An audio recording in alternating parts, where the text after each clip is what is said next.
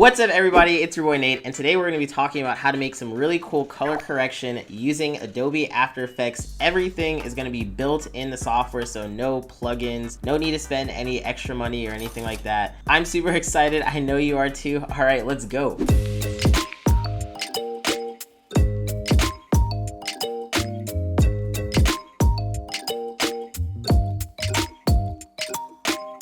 Okay, so I asked you guys on Instagram earlier this week, what tutorial would you like to see between motion tracking and color correction? It seemed like hands down, you guys are like, Nate, we want to learn some color correction. Teach us your ways. And you know what? That's exactly what I'm going to be doing today. Now, I'm just going to give a little disclaimer. I'm not the best at color correcting. Some people take this over to like a whole nother level using LUTs and DaVinci Resolve. And the type of color correcting that I'm going to be talking about today is one specifically that's like additive. And that means it's a little bit more destructive to the image for anyone who's like a photo geek out there. But for most things like adding some trippy music video effects or even adding something a little bit more cinematic and surreal, these things are going to come in handy and you don't really got to get into the nitty gritty. And it's really simple. We're going to be using only 3 effects actually to do all the color correction. Then everything else is going to be done using some other built-in effects. So I'm getting ahead of myself. As you guys can tell, this video is not going to be that super long. It's like going to be roughly like less than 20 minutes for you guys to learn this technique. And afterwards, you guys are going to be able to do all sorts of super cool stuff. Oh, and if you guys have not already, make sure you smash that like button. Does a huge help for us over here at the channel so that YouTube knows to keep recommending us and that people actually enjoy these tutorials. Or hey, don't smash the like button if you think this video is complete ass and you don't like free stuff. All right, so let's hop right into the software. Bam! So as you can see, I am right here inside of After Effects. So this right here is a composition window. Down below is going to be the timeline. I actually want to show you guys what I have set up. This is going to be the final result that we're making. We have this super cool Mustang driving on this highway, and the clouds are like looking all purple and trippy, kind of like it's coming out of Mad Max or mixed with Travis Scott. It's pretty cool. And here is actually the original shot. Right here, it's actually just a regular car. The car's not even purple, guys. It's a red car. So let's see how we can go ahead and do this effect from making it look like this into this. All right, so I'm gonna go ahead and make a new composition here.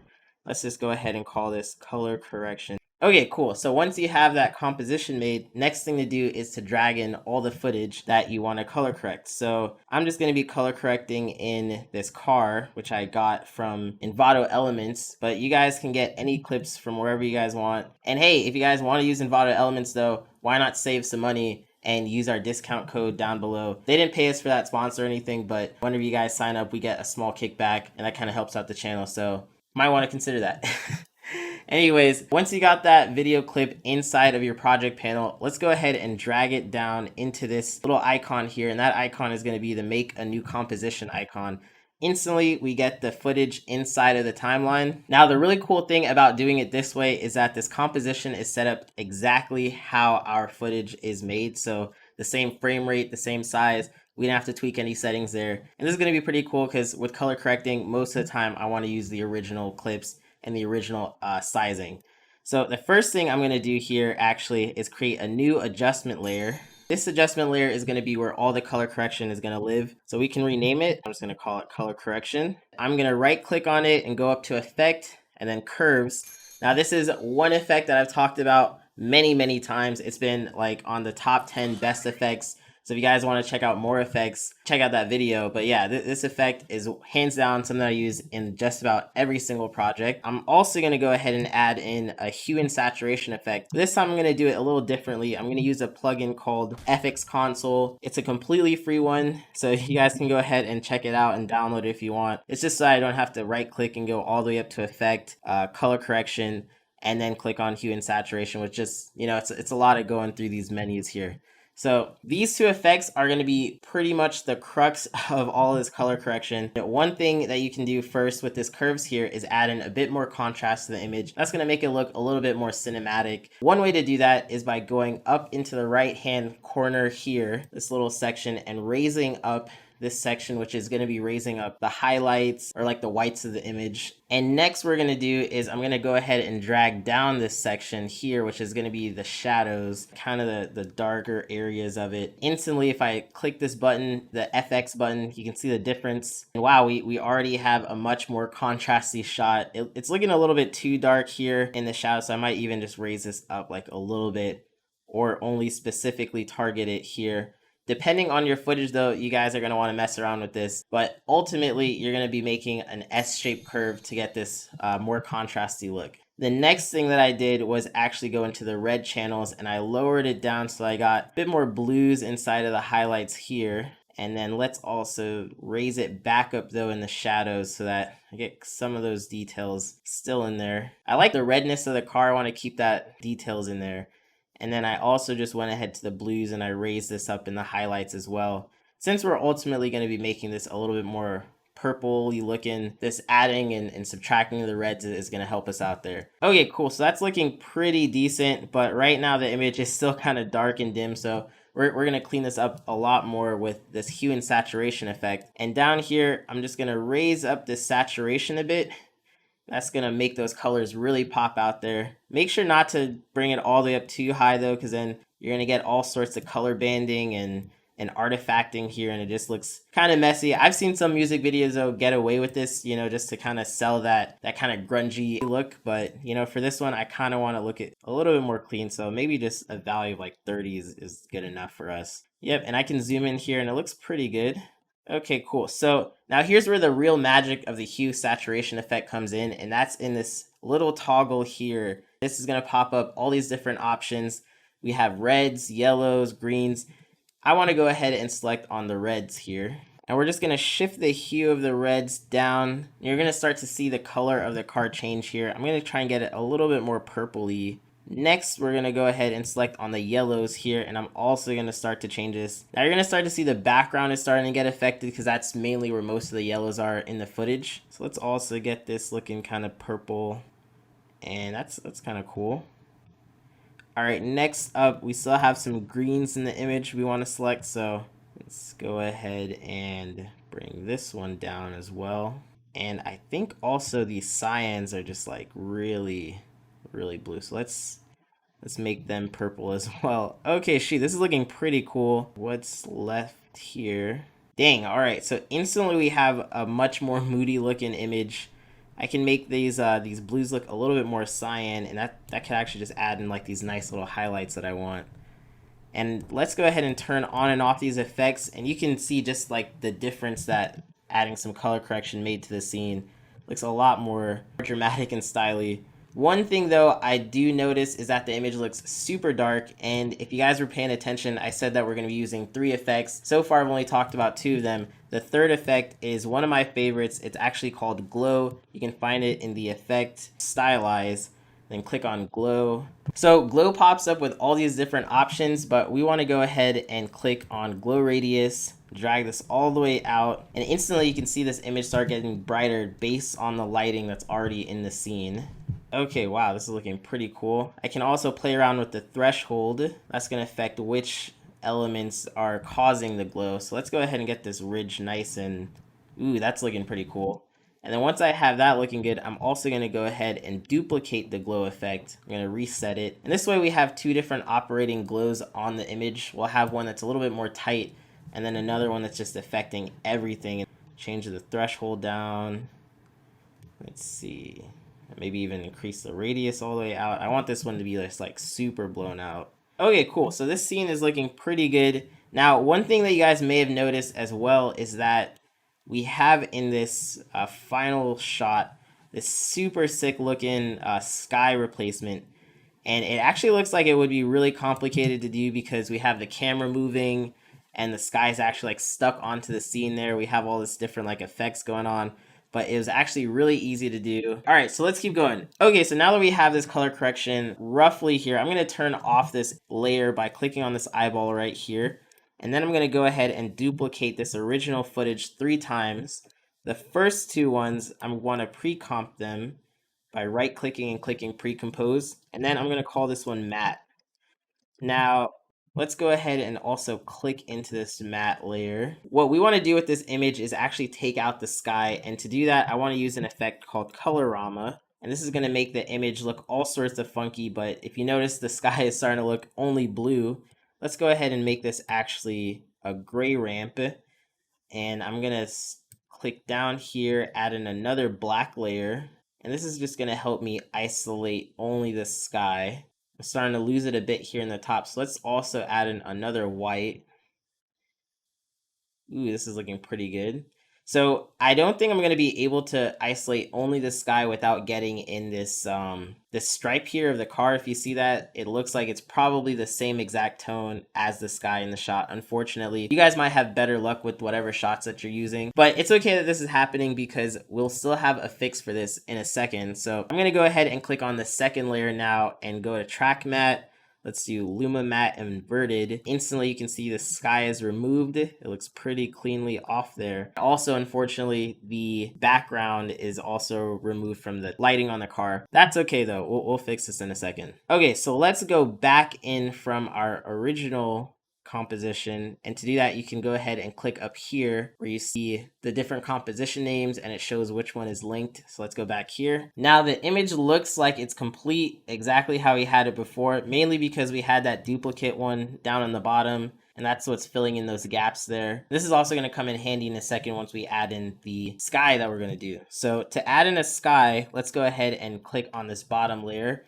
I want to right click it and go to Effect, Perspective, and click on 3D Camera Tracker. Now you're gonna see this analyze background thing here, and if I turn off this layer, you're gonna actually see what's going on. And what's happening is After Effects is taking every single frame of this video and it's gonna interpolate the movement between each frame so that it can track in the perspective of the camera and try and recreate it for us. What that's gonna do is hopefully help us so that we have a 3D camera that we can then use to create a 3D sky that looks like it's actually stuck in the background with the right perspective and motion and whatnot. This is going to take though a few seconds to a few minutes because depending on how long of a clip and how many frames that you have, After Effects has to go through each frame one by one. It could take a while. So at this point, if you guys want to, you guys can go ahead, sit back, relax, take a hit, do whatever you need to do, come back in. But you know what else you could also do in this time? You guys could go ahead and hit that subscribe button if you've liked the video so far. If not, maybe stick around to the end. But if you guys have decided to subscribe, huge props to y'all, man. I appreciate it. You know what's wild? I actually have an RTX graphics card, a pretty decent processor in this, but for 589 frames, it's still gonna take me about a few minutes. So let's just go ahead and speed up the clip. Oh, okay, cool. So anyways, right now we are back into this. Looks like it is saying solving camera. From this point, it's probably going to take only like another minute or so.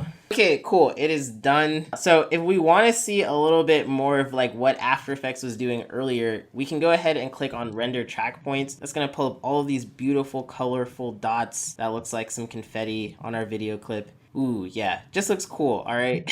As we're playing through the video, you're gonna see these dots are stuck onto different places. Some of them disappear, some of them stay on for a while. All that really means is that this is points where After Effects has said, hey, let's go ahead and track this and use this as information to determine the 3D-ness of the scene. I think it's really cool too how we have like these dots coming up on the lines of the highway. Isn't that really cool? Oh my goodness. All right, anyways, so once we have this, all we gotta do is click on Create Camera.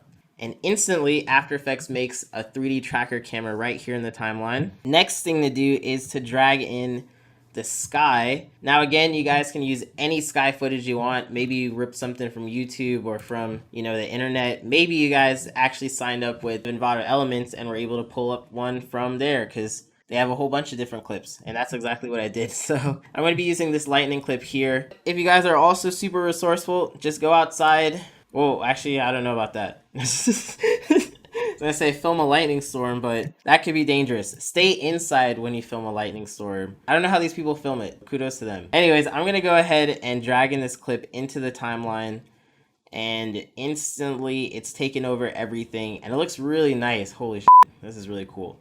But we want it to be below the matte layer, and we also want it to be above that original plate layer that we had. And so now you're going to see that we have the matte layer on top. We have the sky. It's looking super messy, but don't worry, this is going to get cleaned up in a second. and then we have that plate at the bottom. So one thing I'm going to do now is actually just turn on this button here, which is the 3D cube button. Makes this layer 3D. And I want to be able to see the different handles of this. So I'm going to click down here on this little toggle mask and shape path visibility option. We want to click on that so you get all these little options here and get to see this. So if I go ahead and hit play, already we get this lightning and clouds in the background, but they're moving around way too much. And that's because it's actually really, really close to the camera. And for the sky, it's really, really far away from us. So most of the time, we don't actually see it move that much. It moves like really, really subtly. So I want to go ahead and press P on my keyboard to pull up the position options. And then down here where you see the third set of numbers, so this is going to be X, Y, and Z. The Z axis is actually the depth axis. So let's go ahead and just keep dragging this out and just keep pushing this video clip super, super far back, like really far back. Honestly, when I was doing this earlier, I think I was all the way up into like 20,000s or something like that. It was a super huge number. All right, so I'm just gonna go ahead there. And the way that we can test this is just by clicking and dragging this all the way down and then pressing play and just seeing how that looks in the background there. That looks kind of decent.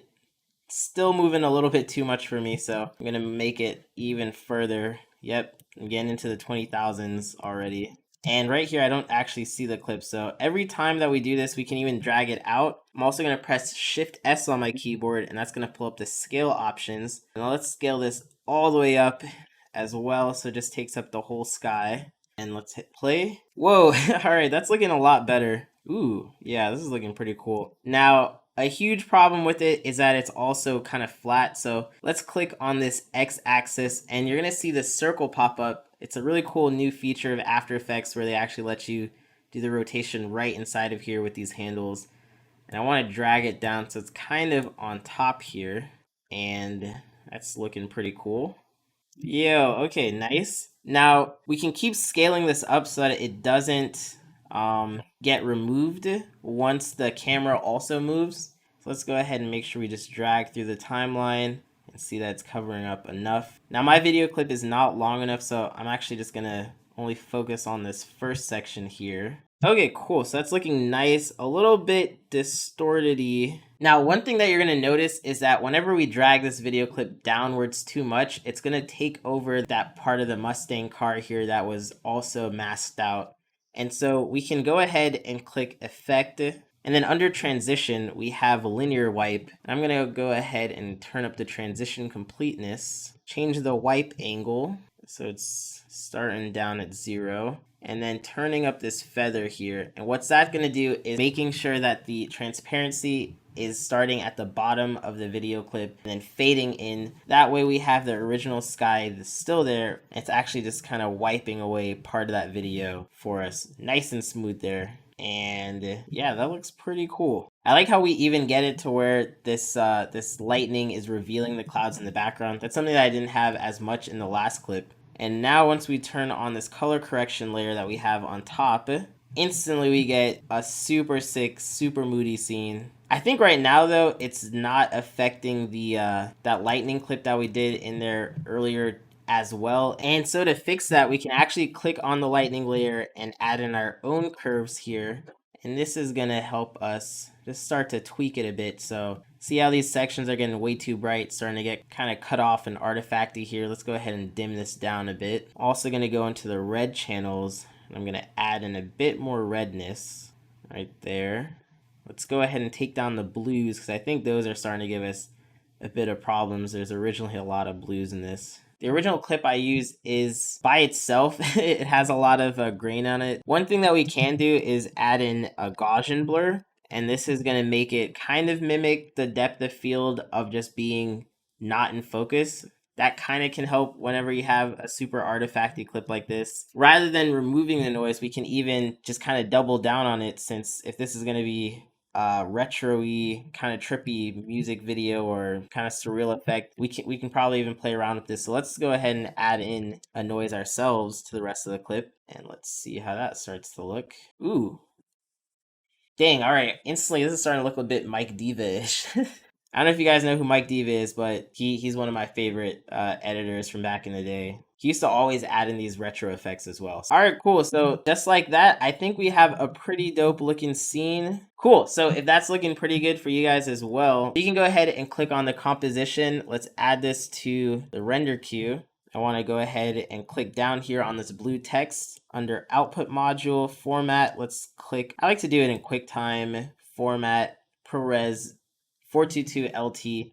That's kind of like a high quality, low file size format. It's not the smallest one, it's like H.264, but at least it's not as compressed. So you want to go ahead and also re-edit this video clip. It's just going to play a little bit better in softwares that specifically handle video, because it doesn't have to decompress it or re-encode it.